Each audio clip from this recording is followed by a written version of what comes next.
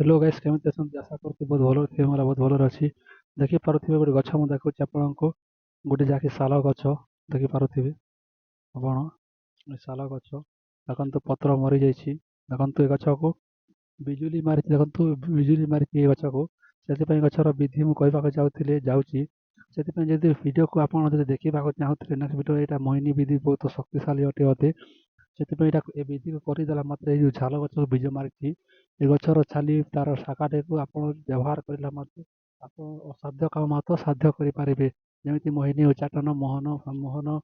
ସମ୍ପର୍କିତ ଯାହାକି ମାରଣ ବିଦ୍ୟା ହିସାବରେ କରିପାରିବେ ଧନ ଜନ ସମ୍ପୃକ୍ତ କରିପାରିବେ ଏ ଯେଉଁ ଶାଳ ଗଛକୁ ବୀଜ ମାରିଲେ ଶାଳ ଦେଖନ୍ତୁ ଭଲ କି ଦେଖନ୍ତୁ ଆପଣ ଦିଶୁନଥିବ ସେଥିପାଇଁ ଆଶା କରୁଥିବି ଯଦି ଆପଣ ଭିଡ଼ିଓକୁ ଦେଖିବା ନିହାତି କମେଣ୍ଟ କରନ୍ତୁ ଭିଡ଼ିଓ ଦେଖିବେ ବୋଲିକରି ଆଉ ଚ୍ୟାନେଲକୁ ନିହାତି ସପୋର୍ଟ କରନ୍ତୁ ନେକ୍ସଟ ଭିଡ଼ିଓରେ ଏଇଟାର ଭିଡ଼ିଓ ଫୁଲ୍ ଫର୍ମ ଭିଡ଼ିଓ ମୁଁ ବନେଇଦେବି ସେଥିପାଇଁ କହୁଛି ଦେଖନ୍ତୁ ଶକ୍ତିଶାଳୀ ଅଟେ ସେଥିପାଇଁ ଆପଣଙ୍କୁ ବିଧି କହିବା ପୂର୍ବରୁ ଆପଣଙ୍କୁ ଚେତାବନୀ କରିସାରିଲା ପରେ ଆପଣଙ୍କୁ ରିକ୍ୱେଷ୍ଟ କରୁଛି ନିହାତି ଚ୍ୟାନେଲକୁ ସବସ୍କ୍ରାଇବ୍ କରନ୍ତୁ ଆଉ ଭିଡ଼ିଓ ଯଦି ମୋ ଭିଡ଼ିଓ ସବୁଠାରେ କେଉଁଠି କମି ରହୁଛି ସେଇଟା ନିହାତି କମେଣ୍ଟରେ ଜଣାଇଦେବେ ମୁଁ ସେଇଟା ସୁଧାରି ନେବି ହେଲା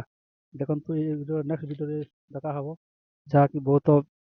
ସରଳ ବିଧି କହିବି ଆପଣଙ୍କୁ ଶାଳ ଗଛକୁ ବୀଜ ମାରିଲେ କ'ଣ ତାର ବିଧିବିଧାନଟି ରହେ କ'ଣ ଆପଣ ବ୍ୟବହାର କରିପାରିବେ ସେଇଟା କହିବି ଆଶା କରୁଥିବେ ଭିଡ଼ିଓ ନେକ୍ସଟ ଭିଡ଼ିଓରେ କହିଦେବି ଆପଣ ନିହାତି ମୋ ଚ୍ୟାନେଲ ସପୋର୍ଟ କରନ୍ତୁ ନିହାତି ସବସ୍କ୍ରାଇବ୍ ରଖନ୍ତୁ ଆଶା କରୁଥିବି ରହିଲି ଆପଣ ଯଦି ଭିଡ଼ିଓ ଦେଖିବା ଚାହୁଁଥିବେ ନିହାତି କମେଣ୍ଟ କରନ୍ତୁ ମୁଁ ଏଥର ଭିଡ଼ିଓ ନିହାତି ବନେଇ ଦେବି।